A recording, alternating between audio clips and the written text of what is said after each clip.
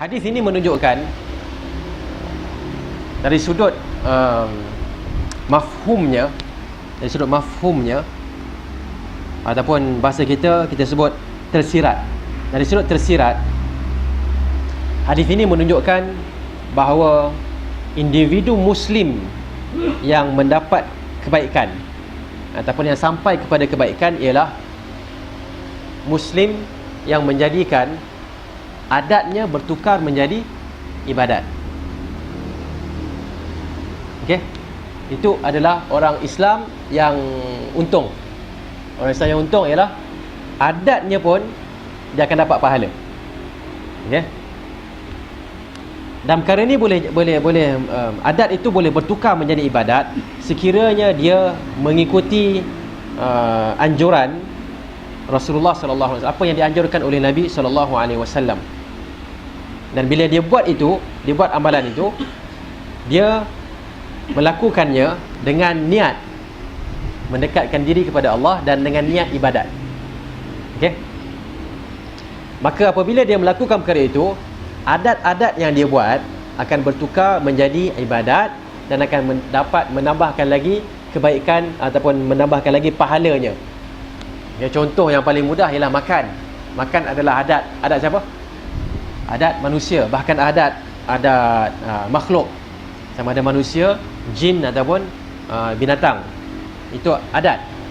Ya, semua manusia perlu makan, semua jin perlu makan, dan semua binatang pun perlu makan juga.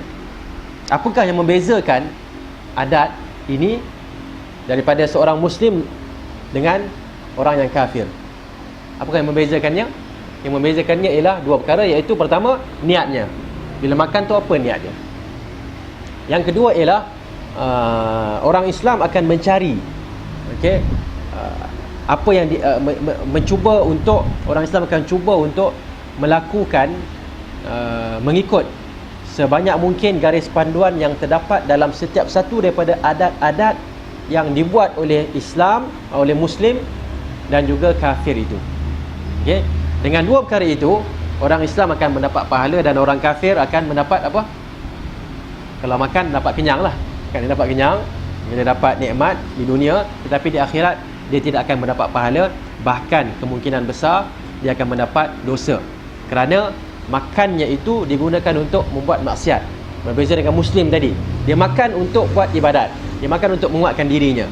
Okay, dan makan pun dia akan ada tata cara yang tertentu yang dia ikut. Kenapa dia ikut? Kerana mengharapkan pahala daripada Allah Subhanahu wa taala. Okey, makan dengan tangan kanan contohnya dalam hadis ni. Ya, orang kafir mungkin makan tangan kanan pun tak apa, kiri pun tak apa. Kita memastikan, cuba untuk sedaya upaya makan dengan tangan kanan, kerana itulah yang diajarkan oleh Nabi sallallahu alaihi wasallam. Kalau buat itu dengan niat, dapat pahala. Sebaliknya, ini satu masalah yang perlu diberikan perhatian, mafhum juga daripada hadis ini, hukum yang tersirat. Sebaliknya ialah ibadat orang yang orang Islam tetapi dia yang leka ataupun yang ghafil, yang leka, okey, ibadatnya boleh bertukar menjadi adat. Okey, kerana apa? Kerana dia mungkin melakukan sesuatu ibadat semata-mata kerana apa? Kerana dah sampai waktu. Maksudnya bila dah tenggelam matahari, apa ni, waktu apa? Waktu sembahyang maghrib, dia pun datang. Tidaklah ada niat yang sebenar-benarnya untuk mendekatkan diri kepada Allah, tapi memang dah macam jadi seolah-olah automatik, kan? Automatik kakinya berjalan, kan? Waktu ni tak selesa duduk kat rumah. Jadi nak pergi mana? Pergilah bersosial, kan, di masjid ataupun di surau. Okay, dah orang datang untuk sembahyang, takkan kita nak duduk, kita nak bersosial, kan, ataupun bersosial, kan? Kita nak bersosial di masjid ataupun di surau, nak bermasyarakat. Kalau orang tengah sembahyang, takkan kita tak sembahyang, maka kita pun sembahyang sekali. Kemungkinan besar orang yang buat begini yang telah pun menjadikan ibadatnya sebagai adat ataupun rutin.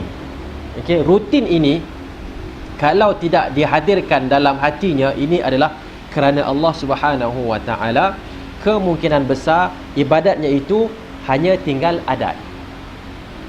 Okey, dan rugilah orang yang ibadatnya hanya tinggal adat. Okey, jadi ini antara perkara yang mungkin kita boleh ambil daripada hadis ni secara mafhum, walaupun tidaklah secara langsung terdapat dalam hadis, kita boleh fikirkan, dan kita boleh manfaatkan.